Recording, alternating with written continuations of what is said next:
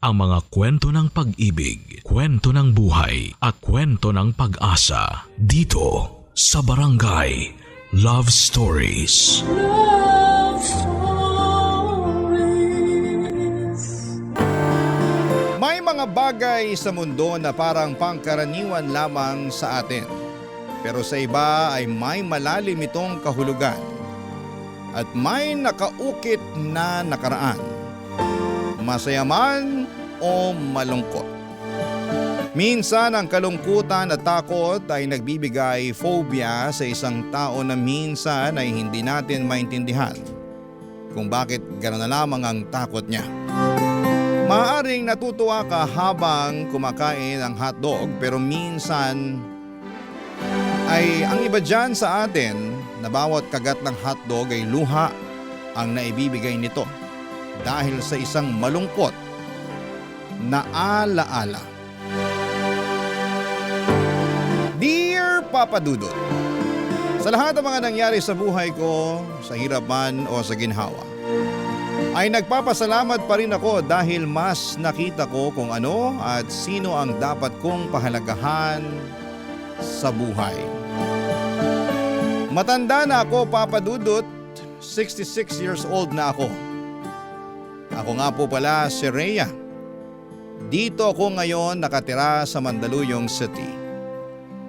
Noong dalaga pa ako, nasa high school pa lamang ay meron na agad akong tinatawag na destiny. Mahal na mahal ko ang naging boyfriend kong si Edwin. Fourth year high school kaming dalawa nang hindi na namin mapigilan ang nag-uumapaw na pag-iibigan sa isa't isa. At tuluyang isinuko ang mga sarili sa apat na sulok ng isang silid at pinagsasaluhan ng matamis na pag-ibig. Nabuntis ako sa edad na 16. Kapwa kaming magiging batang ama at ina. At itinuturing na mapusok dahil sa mga edad namin. Sobrang takot ako noon dahil baka ano ang magagawa ng magulang ko at ng magulang ni Edwin sa kanya.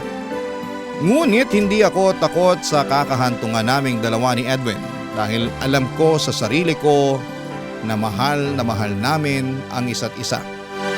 Dahil sa pagmamahal sa akin ni Edwin ay pinilit niyang pinangatawanan ang relasyon at ang nabuong bata sa aking sinapupunan.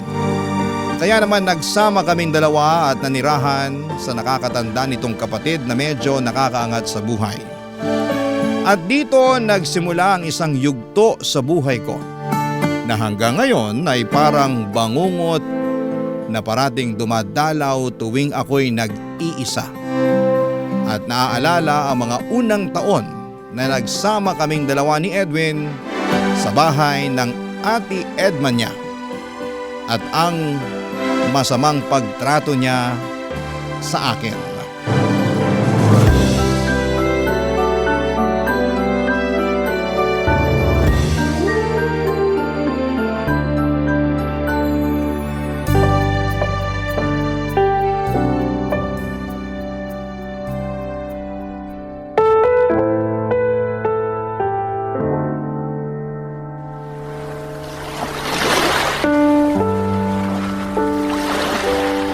Rhea, mahal. Namiss ko nang tumambay dito na kasama ka. Ako rin naman, Edwin. Iba pa rin ang hangin dito sa Zambales kumpara sa Maynila. Tingnan mo si baby. Himbing na himbing sa braso ko. Namiss ka daw niya, mahal. Okay ka lang ba talaga dito? Ang mahalaga, may tinitirahan kami ni baby. Pagpasensya mo na ang ate ko ha. Mag-ingat ka lang sa mga kilos mo. Basta ako, magsusumikap ako sa pag-aaral para kapag makatapos na ako at makapagtrabaho, bubukod na tayo. Ipagdarasal ko talaga yan, Edwin. Oh, anong nangyari dyan sa mga kamay mo? Nagkakasugat-sugat. Matapang siguro yung huli kong ginamit na sabon kaya ganito. Pero okay lang ako, wag mo na akong alalahanin. Pasensya ka na, Rhea. Naiintindihan ko naman ang lahat. Lilipas din ito kapag tapos ka na sa college at magkatrabaho ka na. Kapag nakapag-abroad na ako, matagal kitang hindi makikita. Kahit hindi nakikita, nandito ka naman sa puso ko. Kitang-kita kita. Salamat, mahal. Mahal? Gusto ko talaga yung makapagtrabaho sa ibang bansa kasi nga malaki ang sahod. Lalo na sa first world country. Para din to sa inyo ni Baby Rhea. Kaya mo yang matupad, mahal. Sana. Kita mo yung tatay ni Irvin? Nasa abroad na. Kaya ang yaman nila eh. Oo nga eh. May maganda at malaking bahay na din sila. Makakagawa din tayo ng ganon kapag ako naman na nasa abroad. Pangako ko yan.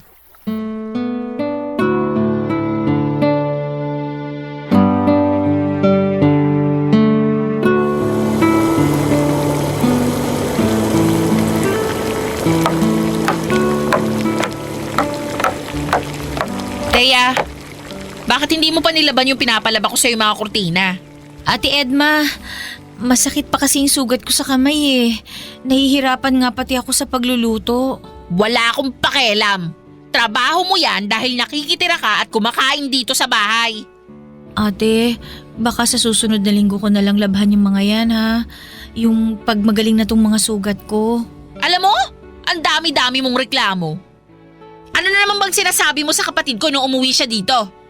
Sabi niya sa akin na huwag kitang masyadong pinapagod. Uy! Aba! Kasalanan mo kasi malandi kang babae at nagpabuntis ka ng maaga. Kung ako lang, hindi kita tatanggapin dito dahil naiinis ako na ang bata pa ng kapatid ko natali na sa isang katulad mo. Sige po ate, lalaban ko na. Lalabhan mo naman pala eh. Pagkatapos mo dito magluto, linisin mo yung kubeta. Opo. Hoy, huwag mo akong dinadramahan. Buwisit ka sa buhay namin. Ate, pwede bang pakitingnan muna yung niluluto ko? Titingnan ko lang yung anak ko. Inuutusan mo ako? Nakakabuwisit kayong dalawa ha? Hey, kailan ba kayo mawawala sa bahay ko? Ginawa akong kasambahay ni Ate Edna or Edma at naiintindihan ko naman na kailangan kong kumilos dahil nakikitira lamang kami. Pero sobrang matapobre niya. Sobrang hirap na maging buhay ko sa bahay nila, Papa Dudut. Ako ang nagluluto ng pagkain nila sa bahay pero ayaw niyang magsabay kami sa pagkain. Ang tira lamang nila ang kinakain ko at ako rin ang naglalaba ng mga damit nila at naglilinis ng buong bahay habang binabantayan ko ang anak ko. Parang gusto ko nang umuwi sa bahay ng mga magulang ko. Kahit maliit, gawa sa nipa ay hindi naman ganon ang pagtrato sa akin doon. Siguro'y ganito talaga kapag may pera at nakakaangat sa buhay ang isang tao. Kaya niyang mang-apak at gawing alipin ng sino man. Wala akong magagawa dahil nag-aaral pa si Edwin sa kolehiyo. Ito ang nakita kong paraan na suportahan siya. Ang manirahan sa kanyang kapatid at parating sinasabihan siya na magtuloy-tuloy lang sa pag-aaral dahil maayos naman ang kalagayan naming dalawa ng anak niya. Siyempre hindi ko na sinabi kay Edwin na minamaltrato ako ng masama ng ate niya. Nagtiis lang talaga ako, Papa Dudut, hanggang sa magdalawang taon ng anak namin ni Edwin. Manang-mana sa kanyang itsura ng anak namin kaya tama lang na ginawa namin siyang Edwin Jr., Papa Dudut.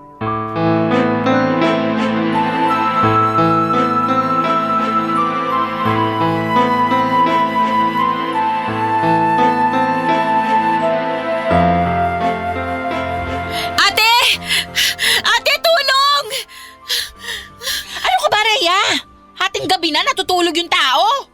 Ate, batas ang lagnat ng anak ko. O ano naman ngayon? Ate, gusto ko siyang dalhin sa ospital.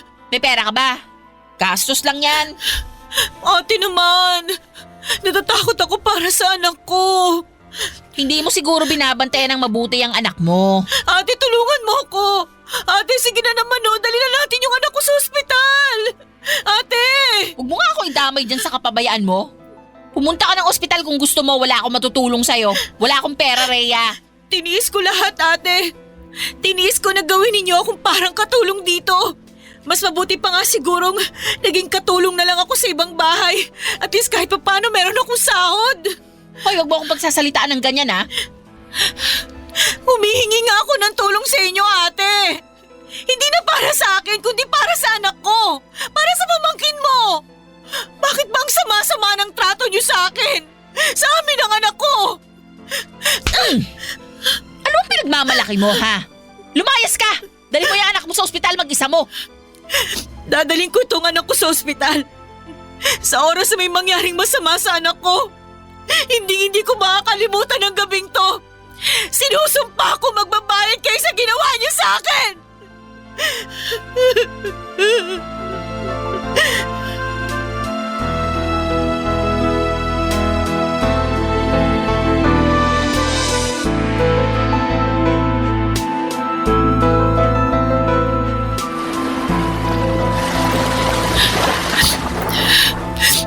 Buhay pa sana ang anak natin, Edwin. Buhay pa sana siya. Kung may pera lang ako. Kung tinulungan lang sana ako ng ate mo.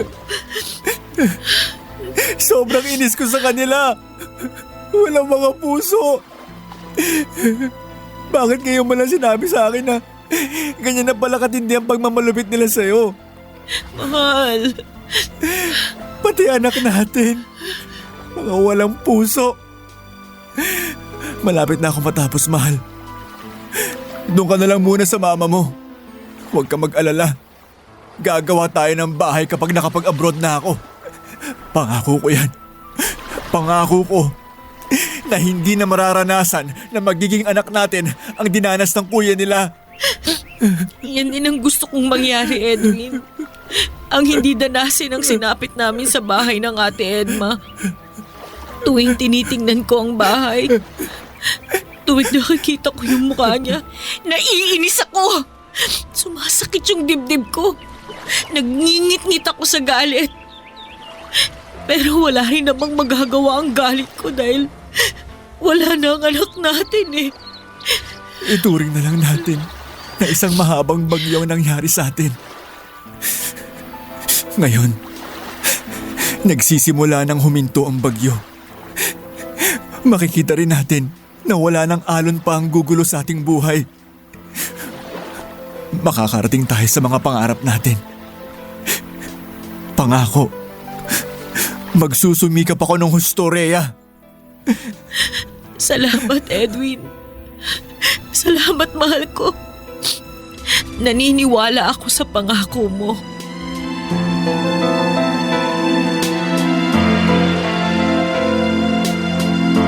Isinusumpa ko sa langit na magsusumikap ako sa buhay, Papa Dudut. Habang tinatapos pa ni Edwin ang kurso niya at wala pang trabaho ay tumira akong muli sa mga magulang ko.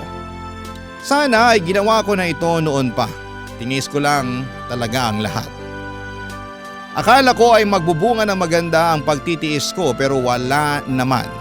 Inalipusta at kinawawa lang nila ako. Bakit may mga taong parang kasiyahan sa kanilang manakit? Ang mang-apak ng kapwa. Hindi ba sila takot na babalikan sila ng karma at ang ginawa nila sa kapwa ay babalik sa kanila na maaaring doble o higit pa? Sinabihan ako ng mga magulang ko na kapag matapos na si Edwin at may sapat ng kinita ay kailangan ko ring mag-aral upang magkaroon ng propesyon at may pagmamalaki sa pamilya ni Edwin. Lalong-lalo na sa mata pobreng si Ate Edma, Papa Dudut. Barangay Love Stories. Barangay Love Stories. Sa awa ng Diyos, Papa Dudut, ay nakapagtapos si Edwin ng kursong engineering at agad itong nagkaroon ng trabaho. Matapos nga ang 2 taon ay nakapagtrabaho na siya sa ibang bansa. Ang sahod ni Edwin ay pinagawa agad namin ng sarili naming bahay. Iba sa pakiramdam ang magkaroon ng sariling bahay ang isang mag-asawa. Kung hindi lang bumitaw ang anak namin ay magiging masaya siyang naglalaro sa sala. Kahit pa noong nasa bahay ako ng mama ko tumira ay hindi tumigil si Ate Edma sa pangaalipusta sa akin. Kahit ano na lang ang mga pinagsasasabi niya sa mga kamag-anak ni Edwin para magbuka akong isang kasalanang nagawa ni Edwin sa buhay niya. Nabuntis ulit ako, Papa Dudut, at isinilang ang isang lalaking anak. Isang panibagong anghel na alam kong mapoprotektahan ko na at hindi mangyari ang nangyari dati sa kuya niya. Masiyahing bata po si John Marr at sobrang tuwa ko na makita siyang lumalaking malusog at bibo. Lalo na noong nag-aaral na siya sa isang preparatory school, Papa Dudut.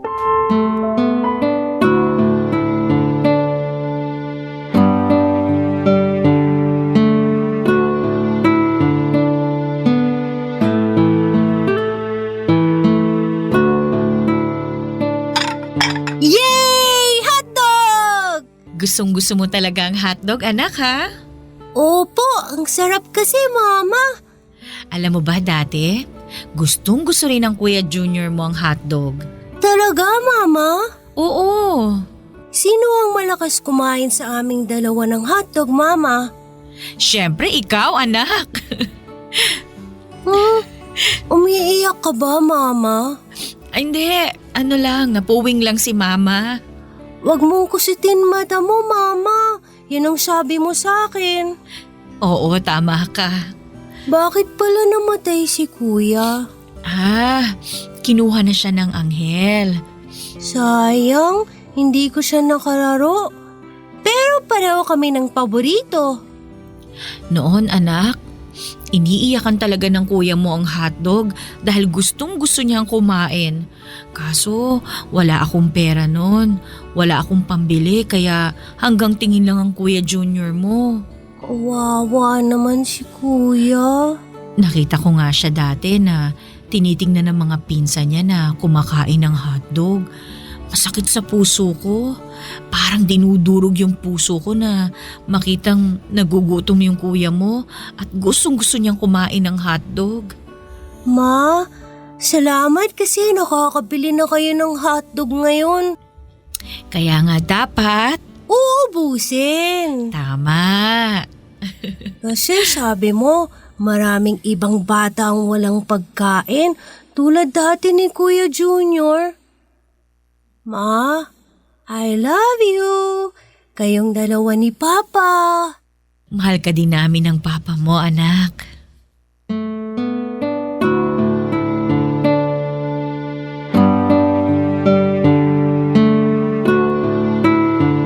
Dahil parati akong sinasabihan ng mama ko na mag-aral at grade 1 na naman ang anak kong si John Marr, ay lumawas ako at nag-enroll sa kursong Office Administration, Papa Dudut. Parehong school lang kami ng anak kong si John Marr kaya hinahatid ko muna siya sa kanyang classroom. At tuwing uwian ay hinihintay niya ako hanggang sa kukunin ko siya para umuwi kami sa bahay namin sa Quezon City. Maliban kasi sa pinatayo naming bahay sa probinsya, ay kumuha ng maliit na apartment ng asawa ko sa Quezon City, Papa Dudut, dahil nga sa nag-aaral ako sa kolehiyo.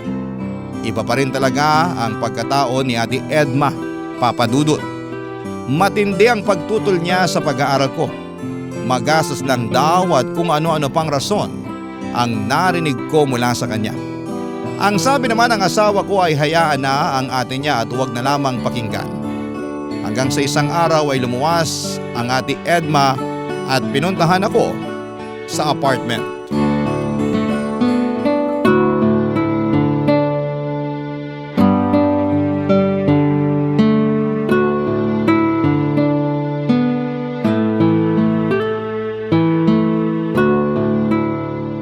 Ano bang nakain mo? Bakit kailangan nyo pang bumili ng bahay dito at bakit nag-aral ka pa? Tanda mo na. Sayang lang ang pera ng kapatid ko sa pagpapaaral sa'yo. Gusto ko rin pong makatapos, ate. Sabihin mo, gusto mo lang waldasin ang pera ng kapatid ko. Masaya ka na ngayon dahil may pera na yung kapatid ko? Kaya mo na kaming tapatan, ganun ba? Hindi ako nag-iisip ng ganon, ate. Ano hindi? Ramdam ko. Gusto mong ipamukha sa amin na mas maayos na ang buhay nyo ngayon. Hindi ko alam kung bakit ganyan ka mag-isip. Humiwalay na nga kami sa bahay ninyo. Bakit nakikialam pa rin kayo sa buhay namin? Aba, syempre. Pera ng kapatid kong nilulustay mo. Pera ng asawa ko. Asawa ko! Ba, nagmamalaki ka na ha? Iba na rin talaga ang isang langaw na nakapatong sa isang kalabaw. Hindi ako ganon. Baka siguro ikaw. Gusto mong gumaya ako sa'yo na walang natapos at inihaasa lang sa asawa mo ang lahat? Gusto mo bang sa inyo ulit ako tumira para meron kayong alila? Gusto niyo doon ako sa inyo para mamatayan ulit ako ng anak? Ganun ba yung gusto niyo, ha? Hoy, huwag mo ako pinagtataasan ng boses ha? Pwede kong gawin ang gusto ko dahil nasa loob ka ng pamamahay ko. Isusumbong kita kay Edwin. Eh di magsumbong ka. Tingnan natin kung may maniniwala pa sa'yo. Lahat ng mga pamangkin mo ayaw ka makasalamuha dahil sa ugali mong bulok. Yan lang ba ang kaya mo? Wala na bang ilalakas yung pagsampal mo? Yan! Yan ang totoong sampal! Walang hiya ka! Sige! Sampalin mo ba ako? Ikaw ang may kasalanan kung bakit namatay ang anak ko. Sana araw-araw dalawin ka ng konsensya mo. Siguro kakambal mo si Satanas. Wala kang konsensya!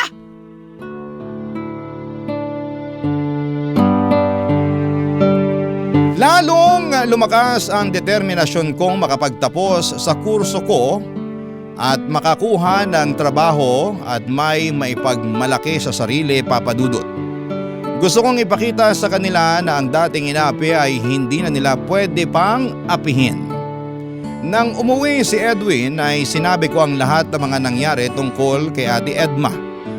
Ang sabi ng asawa ko, habang kaya ko pang iwasan ito ay gawin ko para hindi na lumaki pa ang gulo. Matapos ang 4 na buwan na muling nag-abroad si Edwin ay nalaman kong buntis ako, Papa Dudut. Ang tanong, ipagpapatuloy ko ba ang pag-aaral ko kahit buntis ako? O dapat ba na huminto muna ako sa pangarap kong makapagtapos ng pag-aaral? Barangay Love Stories. Barangay Love Stories.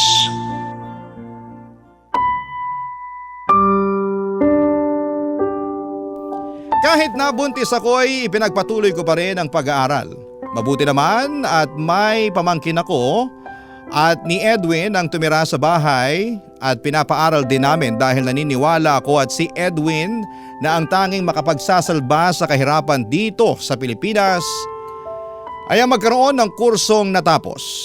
Naging kaagapay ko sila sa bahay at hindi ko ginawa ang ginawa sa akin ni Ate Edma.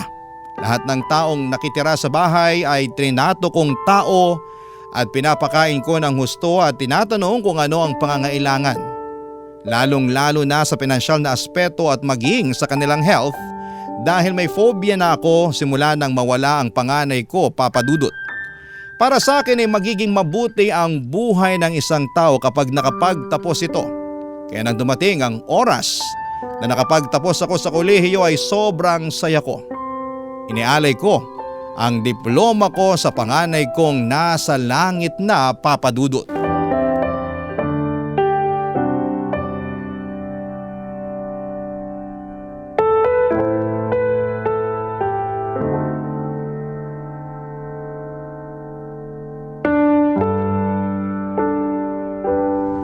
Congratulations, Mama!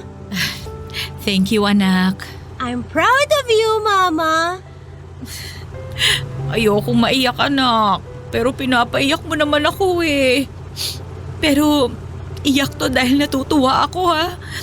Balang araw, paglaki mo, makakatapos ka rin. Ano nga palang gusto mo? Maging engineer katulad ni Papa. Naku, idol mo talaga ang papa mo, no? Oo naman. Idol ko kayong dalawa eh. Salamat, anak, ha. Bakit hindi po pumapasok si Papa, Ma? Tiningnan lang yung makina ng kotse. Mama, pwede na ba ako maglaro ng PS4 ko? Oo naman. Salamat, Mama! Lutuan mo ako ng hotdog, Ma! Yes, baby.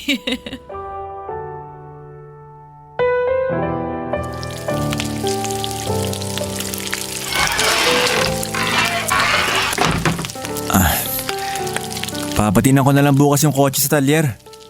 Uy, ano yung niluto mo?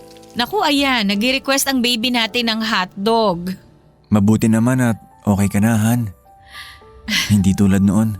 Kailangan ko magpakatatag. Parang si Junior din si John Mar natin. Sana maging mabuting kuya siya sa bunso nating si Jeffrey na panayang tulog. Oo nga. Mahal, sobrang proud ako sa'yo. Salamat sa suporta, ha? Kung hindi rin naman dahil sa'yo, hindi rin ako makakatapos.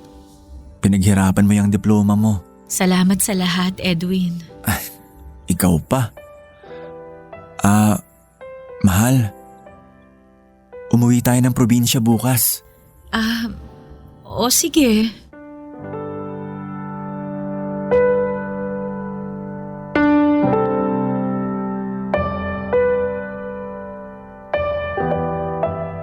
Iba na. Hindi na ma-reach. Magandang umaga, ate. So magtatrabaho ka na dito dahil nakapagtapos ka na. Oo. Nakuha mo talaga yung gusto mo, no, Rhea? Pinagsumikapan ko ang lahat ng ito, ate. Ganun ba? Ate, meron nga palang lechon doon. Kumuha kayo. Gusto mo ba ako mamatay? Hindi naman, ate. Sorry ha. May hypertension nga pala kayo.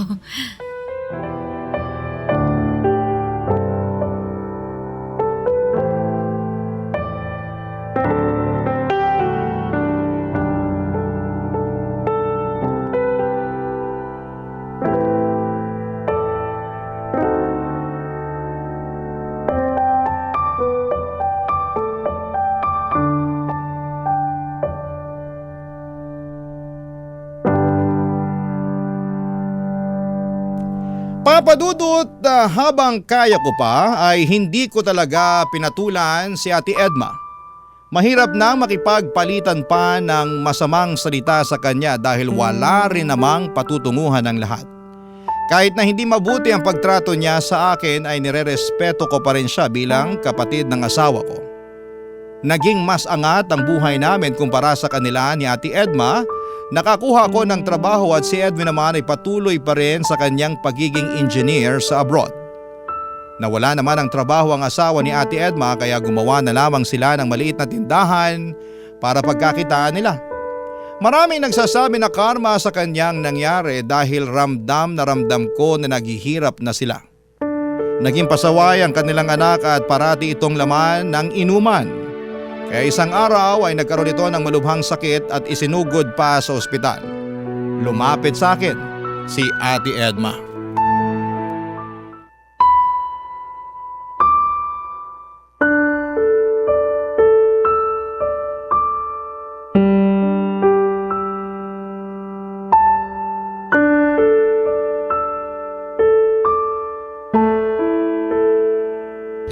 Rhea, tulungan mo ko. Bakit, ate?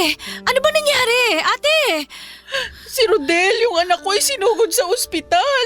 Malubha ang sakit niya. Kailangan daw operahan yung atay niya. Ano? Rhea, nagmamakaawa ako sa'yo. Alam kong naging masama ako sa'yo, inaamin ko. Kahit maging ngayon, masama pa rin ang trato ko sa'yo. Pero sana tulungan mo yung anak ko. Walang-wala na kami. Ikaw na lang ang makakatulong sa akin.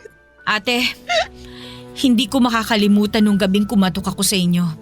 At humingi ako ng tulong dahil nag-aapoy sa lagnat ang anak ko. Nagmamakaawa ako sa inyo noon. Lumuhod pa ako noon, umiiyak ako pero hindi mo ako pinakinggan. Patawarin mo ako. Tandang-tanda ko pa nung lumapit ang anak ko sa inyo para humingi ng hotdog na pinapakain ninyo sa anak niyong si Rodel noon. Imbis na binigyan niyo kahit isang hotdog man lang, isang kurot lang ibinigay niyo sa anak ko noon at tiningnan niyo pa ng masama. Rhea! Pero ate, ayokong gumaya sa inyo. Hindi kasi ako katulad ninyo. Tutulungan ko kayo. Tutulong ako dahil may isang buhay na kailangang isalba. Tutulong ako dahil itong nararapat na gawin kapag may humihingi ng tulong na alam kong kaya kong tulungan. Rhea! Salamat, Rhea!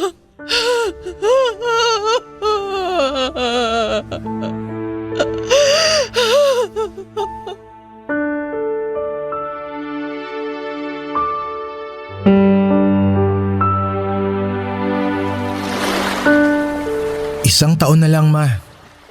Magiging engineer na rin ako. Napakabilis talaga ng panahon, anak, ano? Kung buhay lang si Kuya Junior, 27 years old na sana siya ngayon. Malamang may pamilya na rin siya. Mabuti anak at hindi ka pa nag-aasawa. Hindi ka tumulad sa amin na sobrang agang nag-asawa. Kaya tuloy, ang daming hirap na pinagdaanan. Kasi Ma, may mga pangarap po ako. Gusto ko po munang makapagtapos ng pag-aaral. Tapos tutulong ako sa inyo ni Papa kahit papano. Madali lang naman pong lumagay sa tahimik eh. Basta nasa ayos na po ang lahat. Pero Ma, hindi ko pa rin ma-imagine kung paano nyo nakain ni Papa. Ako nga na pag-aaral lang ang inaatupag ko, halos hindi na ako magkanda o gaga sa dami ng ginagawa ko eh. Kayo pa kaya ni Papa noon? Kung mabuti kang tao, babalik sa iyo ang ginawa mong kabutihan. Minsan, may mga pagsubok talaga na parang ramdam mo na iniwanan ka na ng Diyos. Pero yung pala, karga-karga ka niya. Tulad nung kwento dun sa Footprints in the Sand. Naalala mo ba yon? Oo naman po Ma. Tandang-tanda ako yan. Kapag dumating na yung panahon Ma na makapag-asawa ko, mamahalin ko siya kung paano kayo minahal ni Papa. At pag nagkaanak kami, mamahalin at palalakihin namin yung bata kung paano niyo ako pinalaki ni Papa. Yun po ang gagawin ko, Ma. Alam kong magiging mabuti kang ama sa magiging anak mo.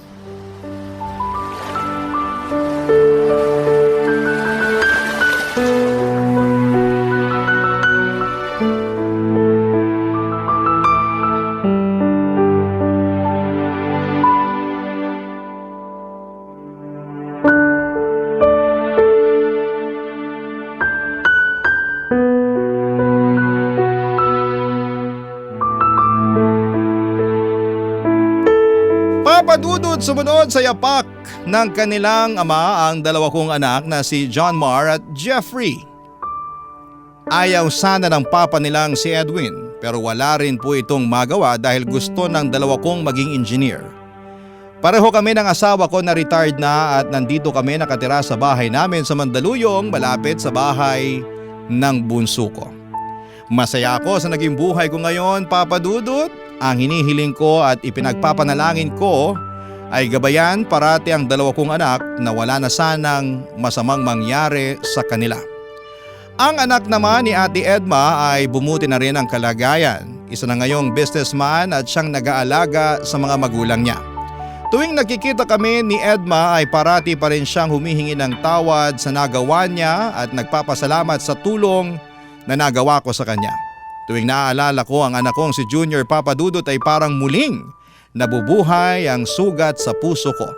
Pero mabutit may dalawa akong anak na siyang agad na nagpahilom sa sugat dahil ramdam ko ang pagmamahal nila sa akin at sa kanilang papa. Ang inyong kapuso at kabarangay forever, Rhea. Anong say mo sa Barangay Love Stories na ito? Pagkwentuhan natin sa comment section yan.